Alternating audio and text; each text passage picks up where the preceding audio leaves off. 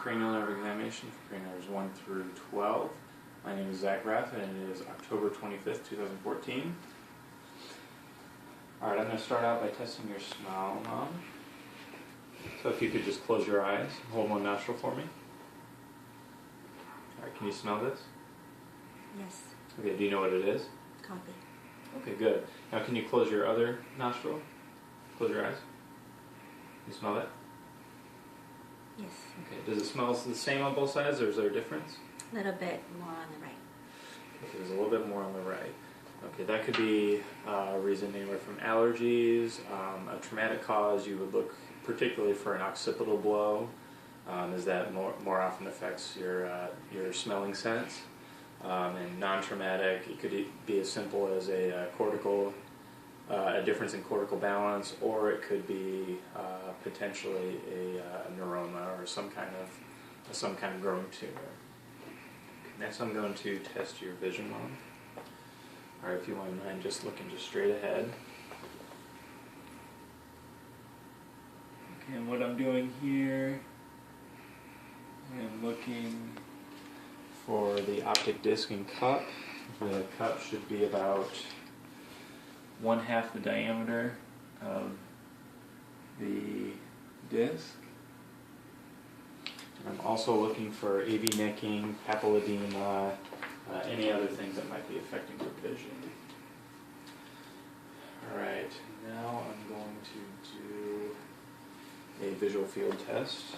Continue to test your vision. I'm going to hold up numbers, and if you could just let me know if you can see them and what number you see. 1, 2, 5, 5, 2, 1, 2. Good. Good. And what we'll be looking for is any kind of visual loss, as well as where the visual loss was. Something in the upper visual field would more likely affect the tract all the way down to the inferior part, the occipital lobe inferior to the calcarine sulcus, and something in the lower field would be superior to the calcarine sulcus. All right, now I'm going to do a direct and consensual pupillary response. So I'm just going to shine this light if you just look straight ahead. Okay, good reaction. They're both reacting. If there was a lesion in the ciliary ganglion or anywhere along that cranial nerve 3 parasympathetic fibers, that one eye would not be contracting to either stimulus in the eye, whereas a cranial nerve 2 lesion would just affect the sensory coming in from that one eye, so you would get no response from either pupils when you shine light into that one eye. Okay, now I'm going to test some of your eye movement. So you'll just keep your head straight and follow my finger as I move it around.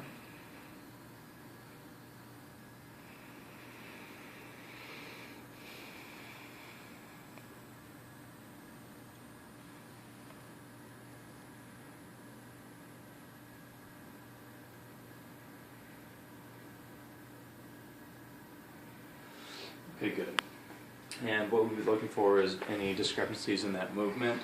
A cranial nerve 6 lesion, one of the eyes would not be able to lateralize, would not be able to, I guess that would be AB duct. And then a cranial nerve 3 lesion would be a little bit more serious. The patient would present to you, the eye would be externally rotated and slightly inferior as well, so the patient will kind of cock their head to keep their eyes in plane. So now I'm going to do a cranial nerve 5 test. Let's see, I need these two. Okay, this looks a little bit scary, but all I'm going to be doing is I'm just going to be using the weight of the tool in my hand here. I'll show you how it feels. I'm going to be doing this on your face, so if you could close your eyes, I'm going to test both sides of your face. Let me know if you can feel this afterwards, and if anything was different on either side.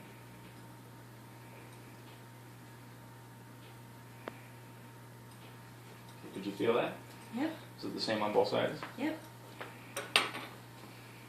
What I'm doing is testing 3 different areas for pain and light touch. Right? You can close your eyes again.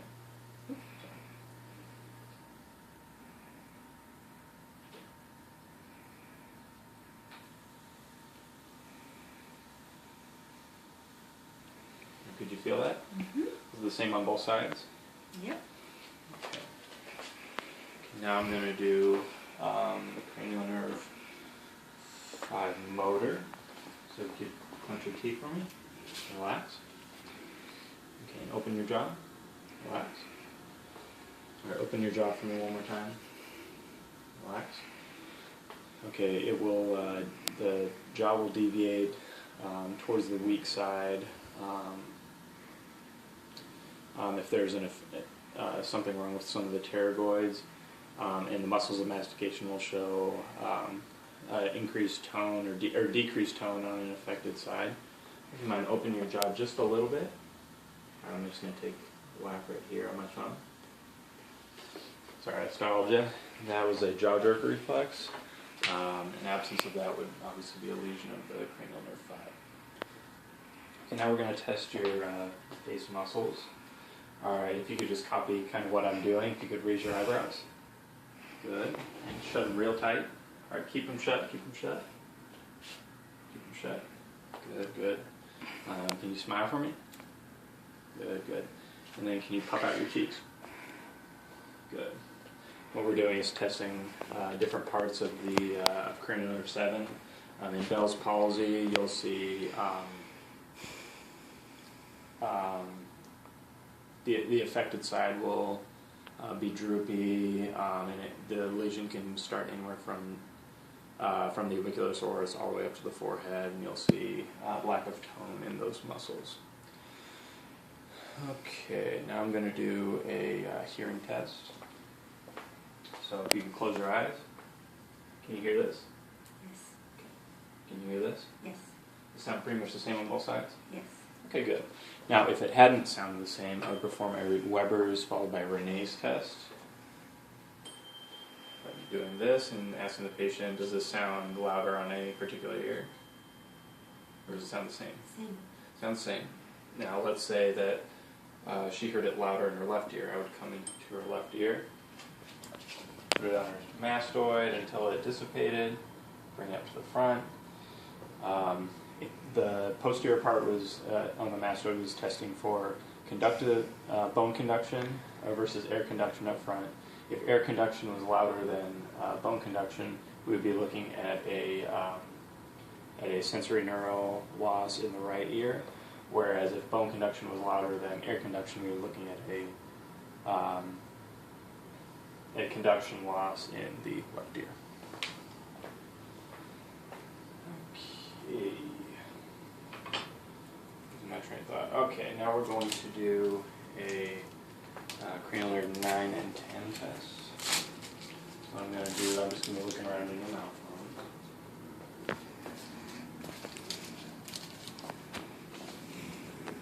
Okay, if you could open up for me.